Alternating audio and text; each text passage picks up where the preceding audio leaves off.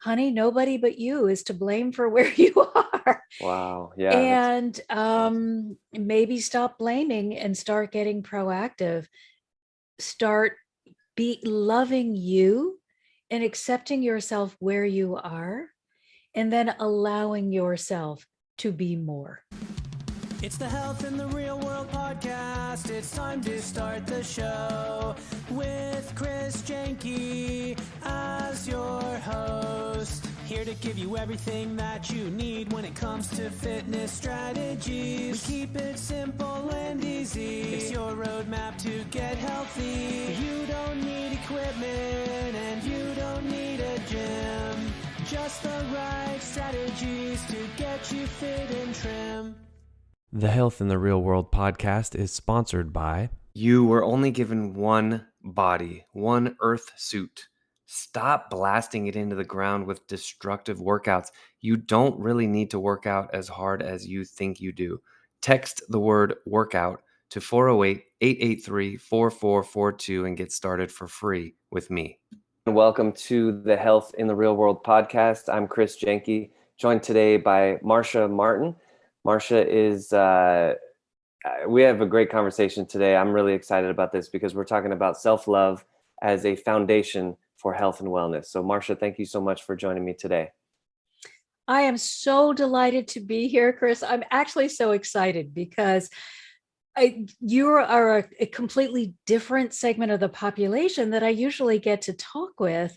And I'm just, as I was sort of thinking about what you do and what would be most helpful to your audience, I realized that there is, just as none of us are separate, none of what we encounter as physical beings can be separated.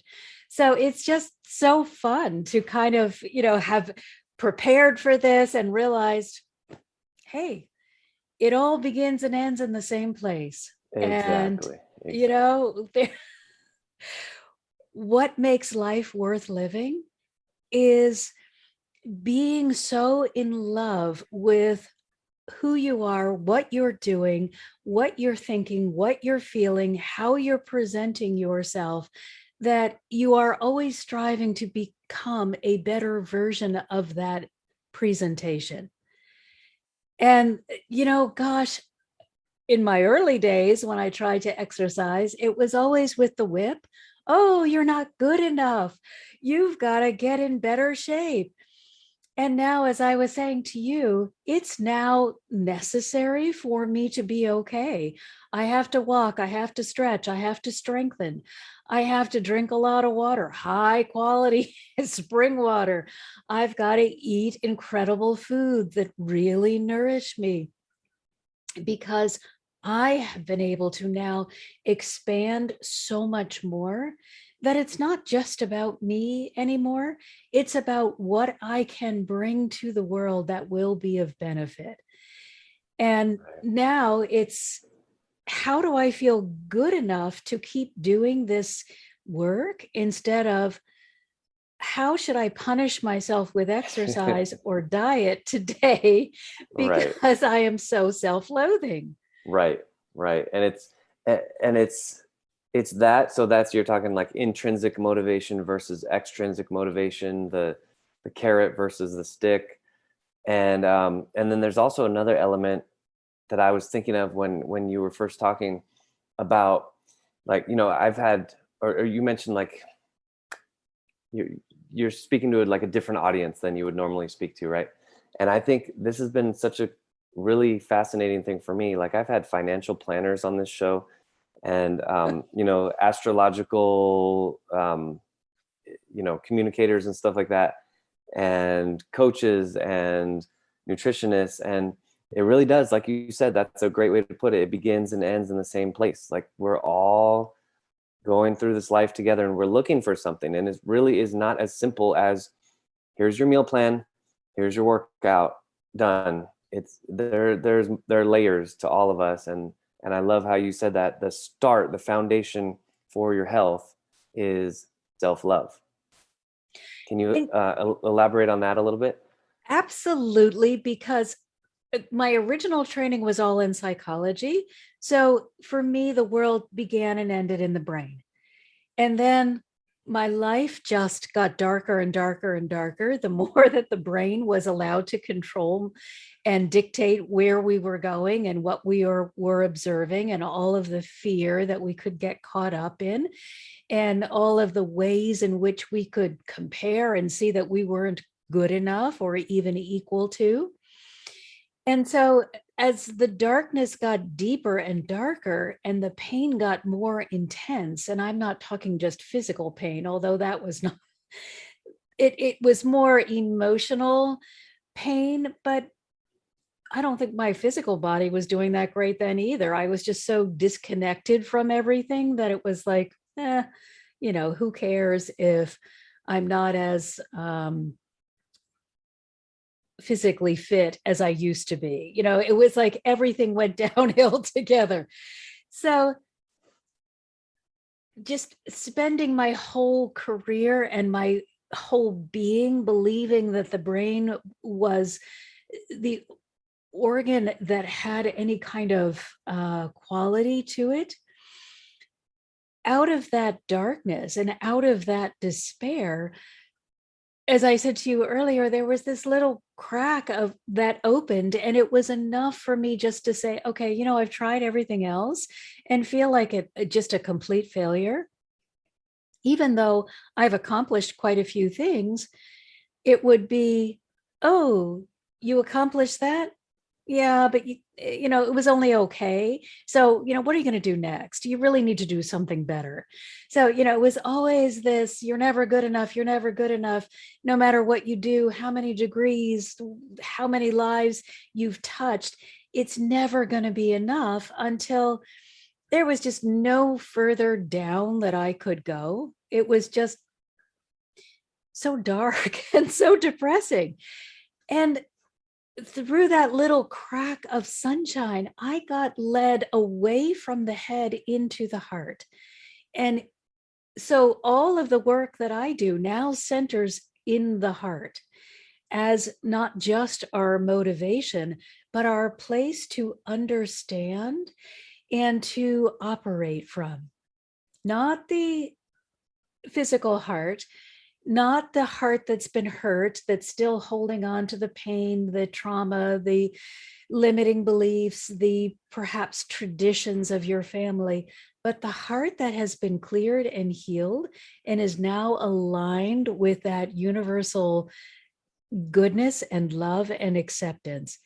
That's the heart that is capable of leading us forward, leading us into a life where you will not be tricked or cheated or feel less than, but leading you into a life of truth where you get to live your purpose and always want to expand. So it has been such a journey, so much fun, so much discovery, but so much peace to finally land here instead of in the jungle. In the jungle of your head and all the thoughts. Well, that was interesting what you said about just like the peace. I think that's where, going back to the workouts, right? You are not being driven by the whip or like, I have to do this, but there's a peace and just a tranquility that your life begins from. And then you'll automatically have the desire, or like the crack, with the sun shining through, as you're saying. And I tell that to my clients, and like, I'm a fitness trainer, so I deal a lot with the physical health, but of course we do talk about emotional, psychological, spiritual. But I do reiterate that over and over, is that I don't want you to work out because I'm telling you to work out. I want you to want to do it.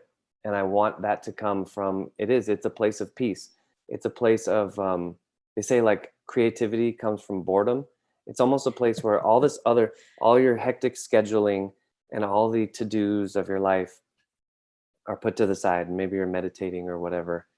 But that's where that push to be healthy, to be spiritually aligned, to be, the best person you can be, I think comes from, is that I want to go back now to when you made this shift. Is that sort of what happened, or was it completely different? Or go through that process. Like you're hitting rock bottom and then you see this little shimmer of sunlight of hope.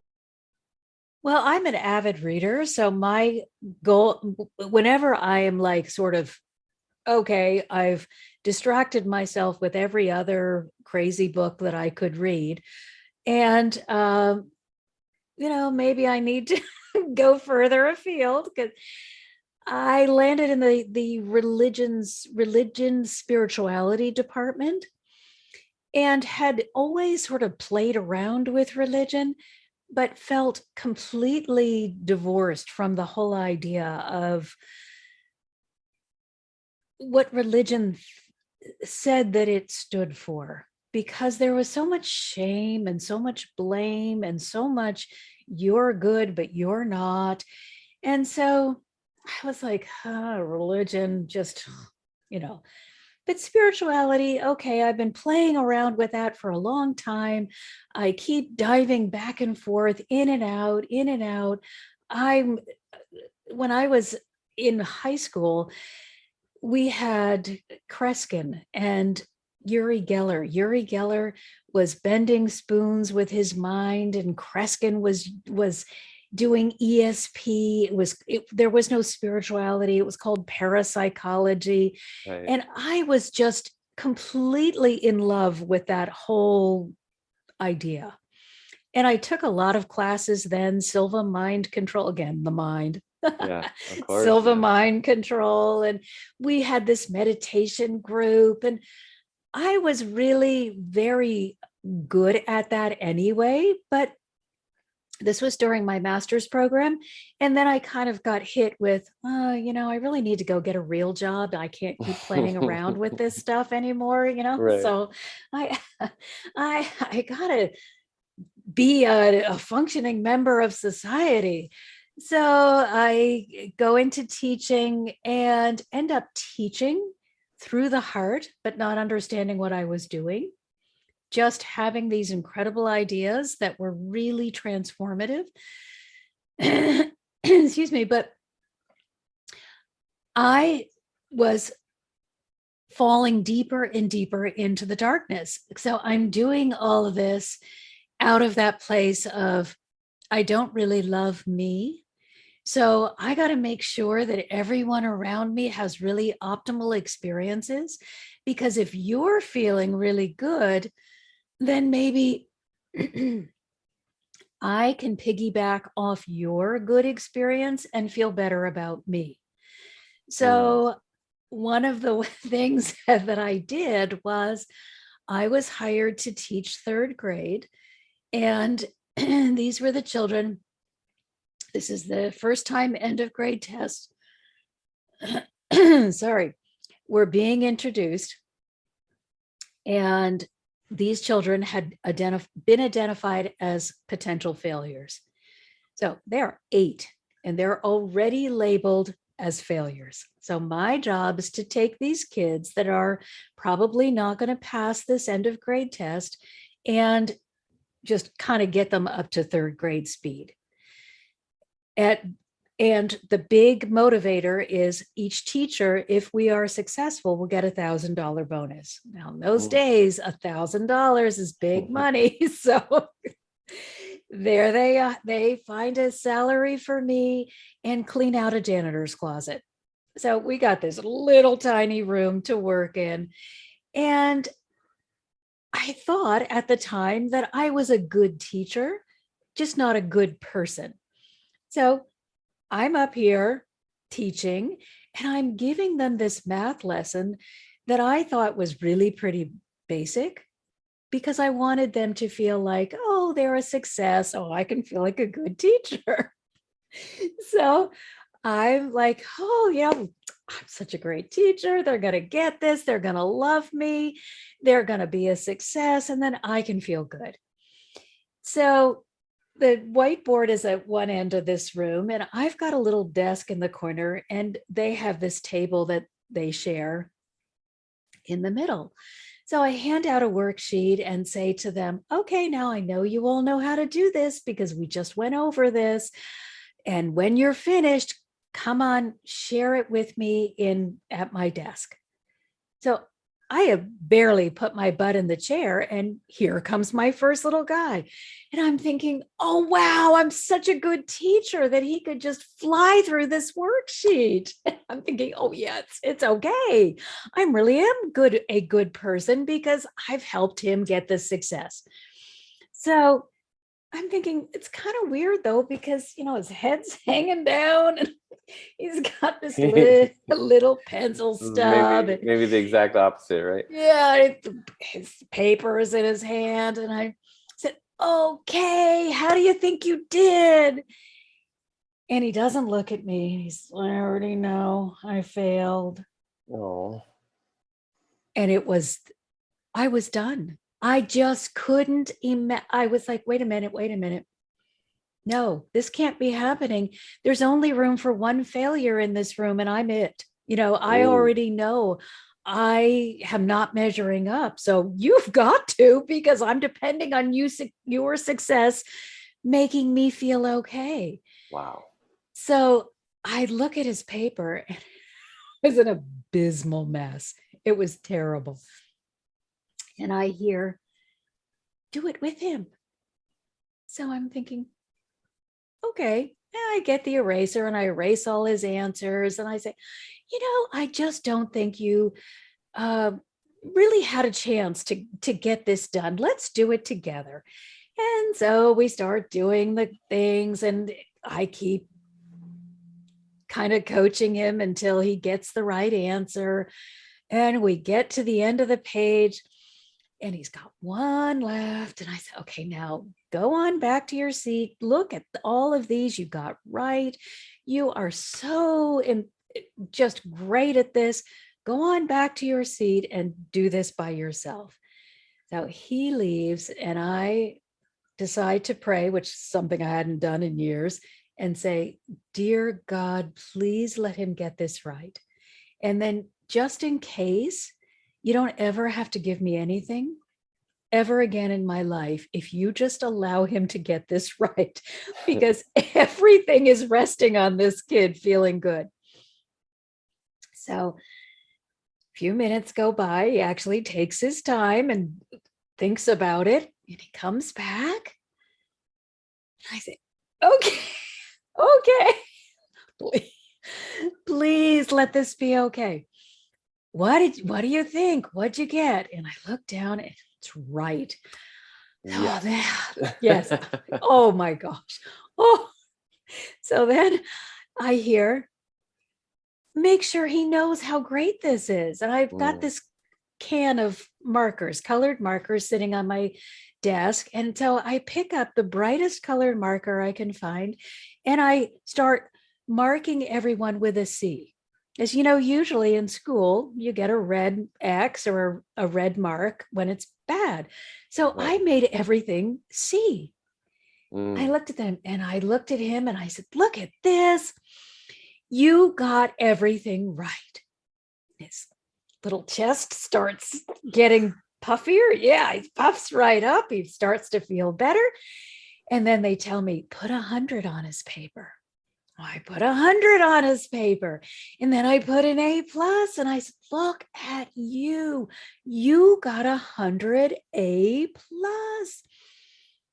And he looks at me, and he's standing tall, and he says, I've never gotten 100 before. And the whole room says, he got 100. They're like, I want 100. That's a great story.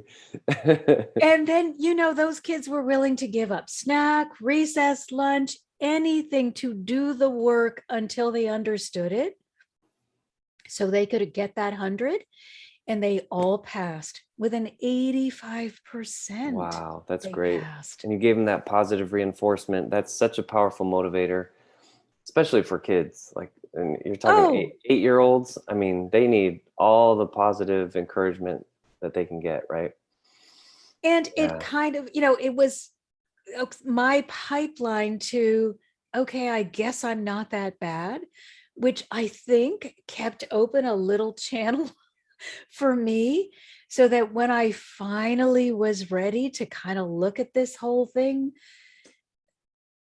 10, 15 years later, I don't know how long it really was, I got directed to the spirituality version of the library. And then I opened a book and it said, everything you're going through and everything you've ever experienced is a product of your energetic stream. You are responsible for what you're thinking and feeling, and therefore what you are living. Right. I read that. I said, yeah. No, thank you. No, thank you. You close the No, book. thank you. It's too much. It was, way more than I could handle. So I was like, no, that can't be. I don't like my life. I don't like one aspect of it. You Wow. can't tell me I'm responsible for it. Right. So That's it hard to took, hear. That oh message is very my hard to hear. gosh, it was so challenging. Wow. So what did you do oh my gosh, we got to wrap this up.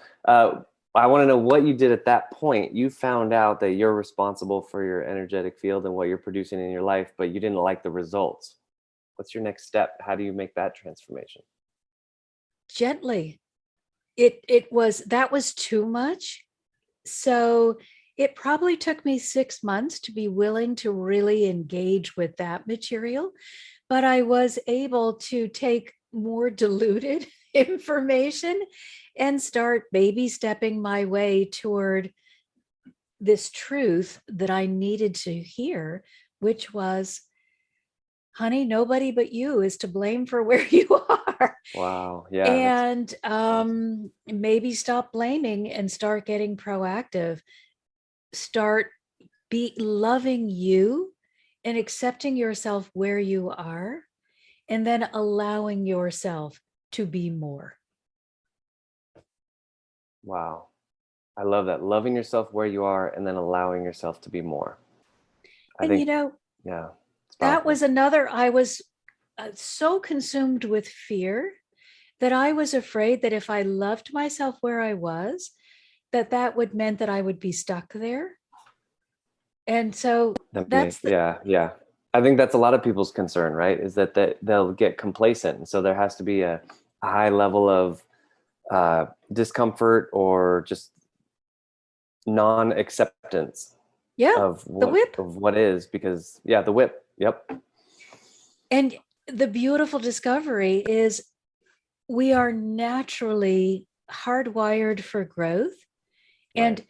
when we allow ourselves to be in that place of acceptance, instead of trying to move forward with hatred or shame or blame, you're going to progress faster, more easily, and more in alignment with your purpose and your best journey than you are if you are using shame and blame and any other kind of whip that you can find that tells you you're not good enough. 100%. Well, Marcia, we could definitely talk about this for hours and hours. I'm going to wrap it up, and I want to know, how do people get in touch with you if they want to work with you with your spiritual transformational coaching, or website, social media? How do they get in touch with you? Please join me on my website. It's MM for Marcia Martin, mmhearthealer.com, because I work in the heart. So it's mmhearthealer.com. I have a YouTube channel. I blog. I do lives every Tuesday on YouTube at 3 Pacific.